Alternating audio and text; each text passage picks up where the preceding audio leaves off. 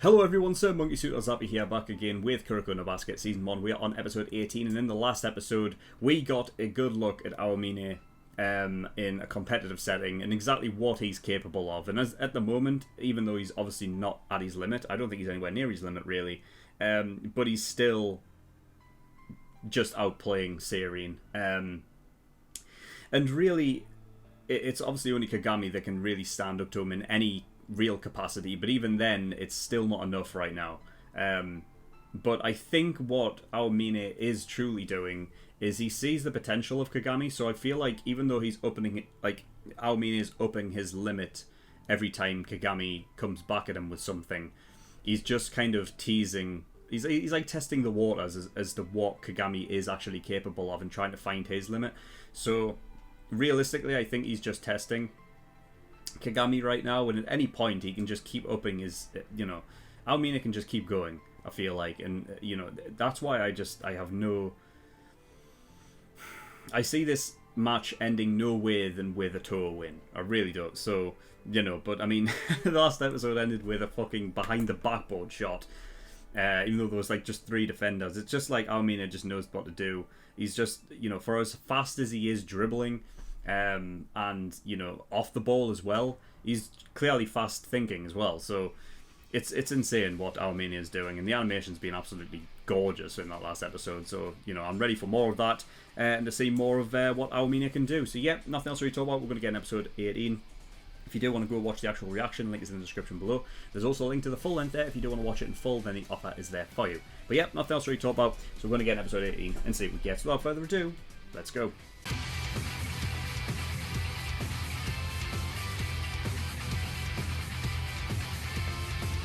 Okay, episode 18. Yeah, I figured this is how it would go. I held out like some element of like not hope of the win, but hope of like the points gap not being too far apart. A lot of that was down to like obviously relying on Kagami to get that job done, but I didn't realize that the stress that he was putting on his other leg was what ended up taking him out. That his other leg was actually fine, but because he was using his other leg as hard as he was going as well, like obviously he must be enforcing his jump off the other leg, landing on that leg all the time to take all of your weight. That's not good. So it's not a surprise that ended up happening. But if it was a case of Kagami, if he had came on after his leg got taped and he used his leg sparingly, that he would have been able to see the game out, then the likelihood is obviously the points gap wouldn't have been as big. And that might sound sort of harsh, because then it's like, well, you're not giving the other series members a chance. But I think it's fair to point out what the facts are, and the only one physically able to even I say physically able to keep up. Not really. The only effect it really would have had is Kagami's ability against the other players on Toho, because obviously Aomine is just too fucking good. Like, as of right now, Kagami's not at that level to face off on him one-on-one. But there could be a point where that does happen, and I can't wait for that moment if that is the case. But it's his effect on the other team members. If they're forcing off, Aomine to get everything, having Kagami on that court is even just like a mental boost. I tell you what I will do. I'll give proper credit to the team for not giving up, because at the end of the day, like when you're getting thrashed like that, it's hard to not just, even across like 10 yards. If you're, in a normal game, at a point where you're facing off against a team where, you're either in range of coming back or, you're actually winning the game, whatever, you're in that just mental sort of state where you're just like going for it and running over the course of 10 yards. If you're getting thrashed like that, it's easy to just step off the gas a little bit and not even try.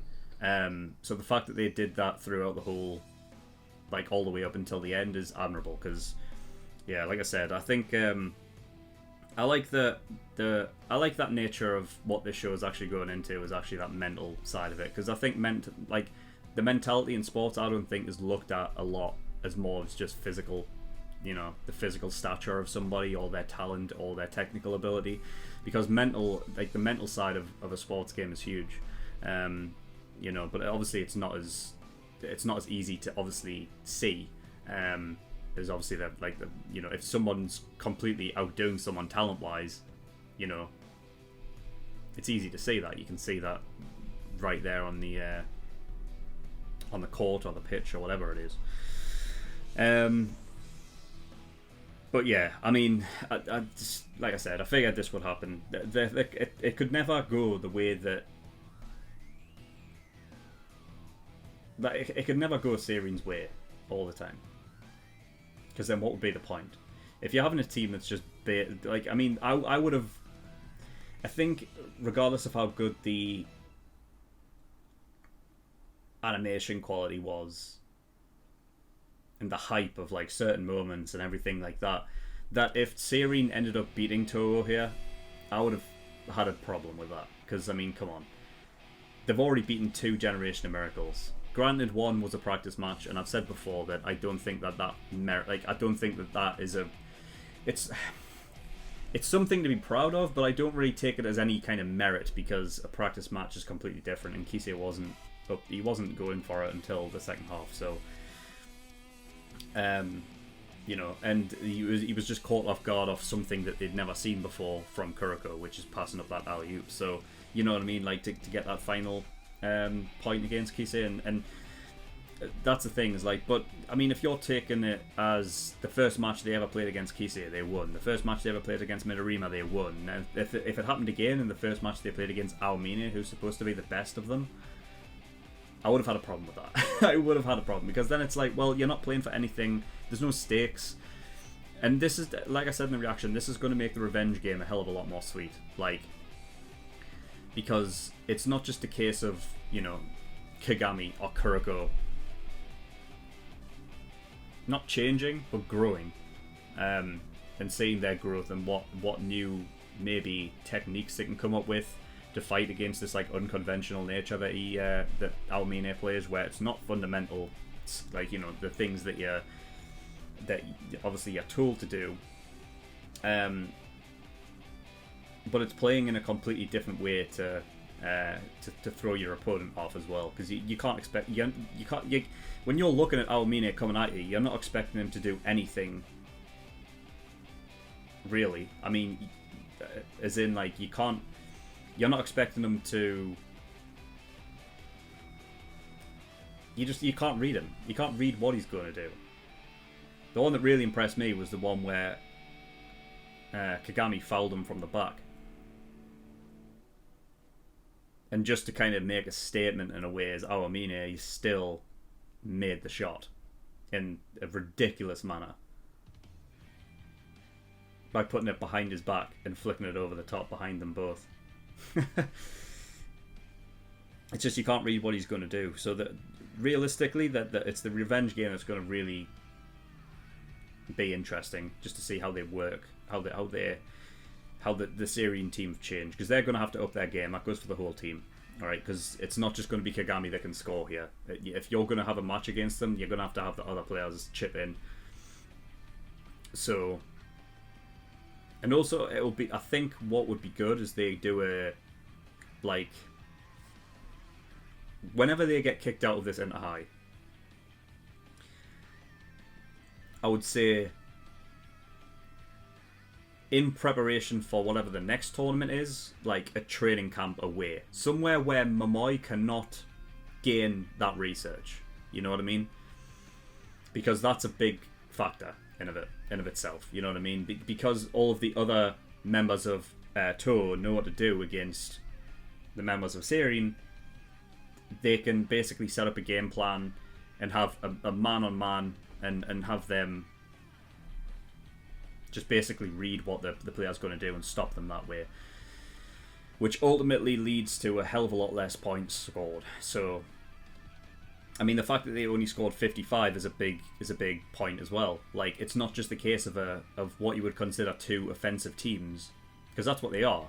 They said that at the beginning of the game was that, you know, they're both two offensive teams. It's probably going to be a high scoring game, but it wasn't actually that much. Interestingly enough, it turned into how can you defend, really, you know?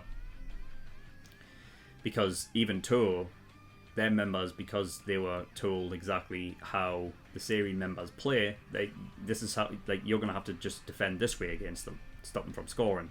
And in a similar fashion, it was like, well, how the fuck do we stop Toho from scoring, right? So interestingly enough, when you have an offense versus offense game, not necessarily means it's going to be a high scoring game.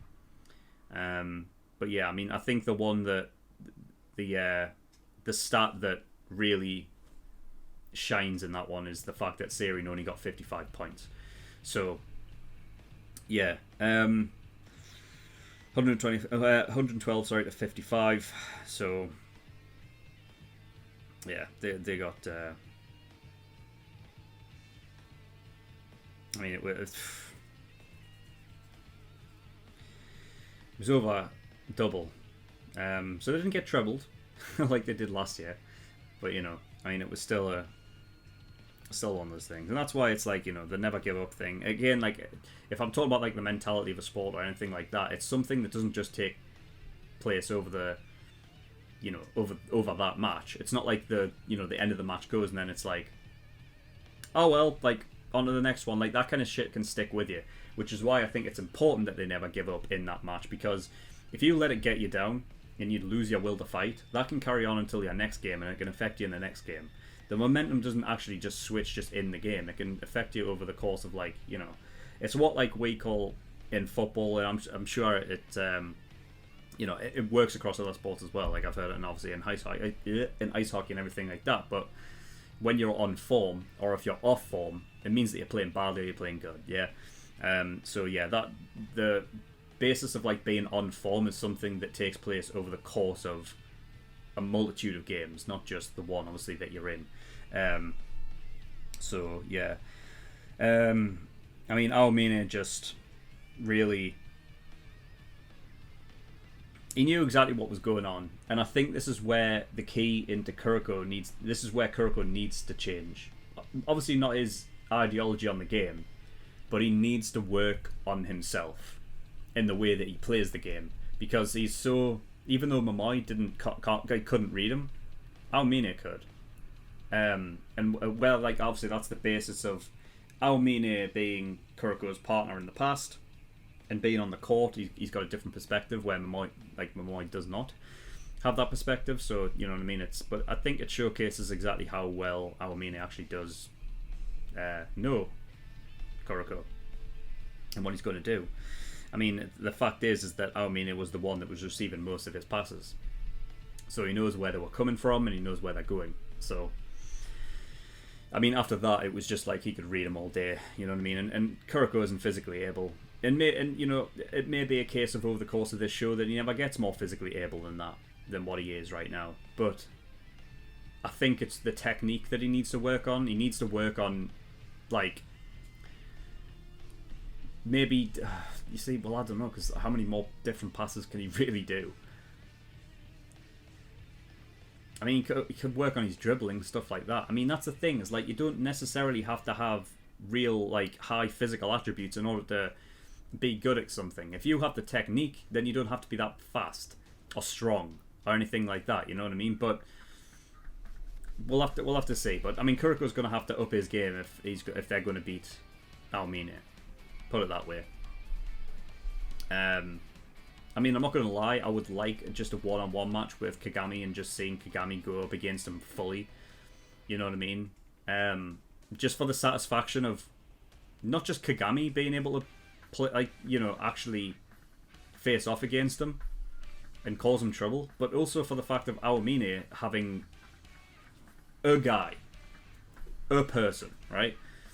I know for, like, you know, the fact of, like, in a basketball game, the team is what counts. You know what I mean? So regardless, if Serene in the revenge match gets a win against Aomine's team, Aomine is just, like, he's not going to be bothered by it. He's going to lose.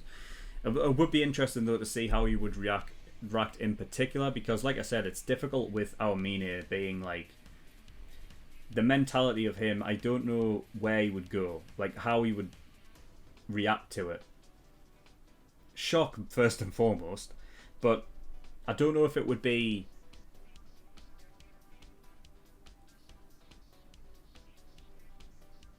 I don't know because of his relationship with his team. I don't know if Siryn were to beat them, if Aomine would have a go at his other team members and say that they lost because they weren't good enough or something like that. You know, I don't know if he would do that.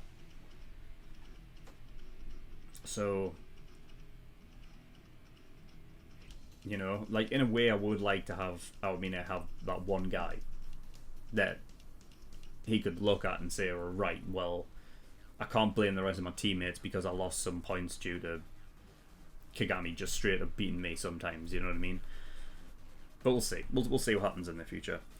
Other than that, nothing else to really talk about. Aomine mentioned Akashi, and I don't think we've heard that name before.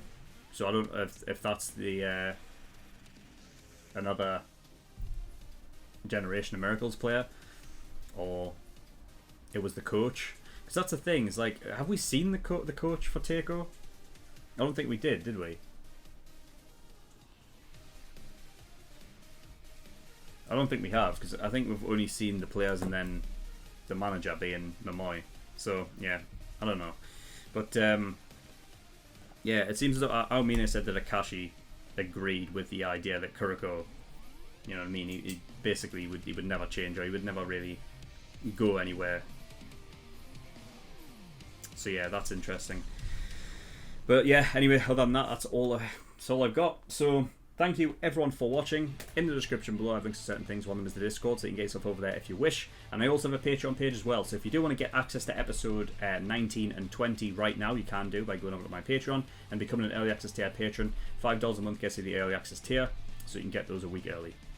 There's also a tier for the full length. If you do want to watch any of these shows in the full, any of the reactions in the full and not just the 10-minute version, and that's there for you as well. There's also the exclusive tier as well for movie reactions and things like that once I get reacting to movies. So yeah, you can go have a look at those if you wish. But that's all I've got. So thank you for watching. I'll see you all next time. Bye bye.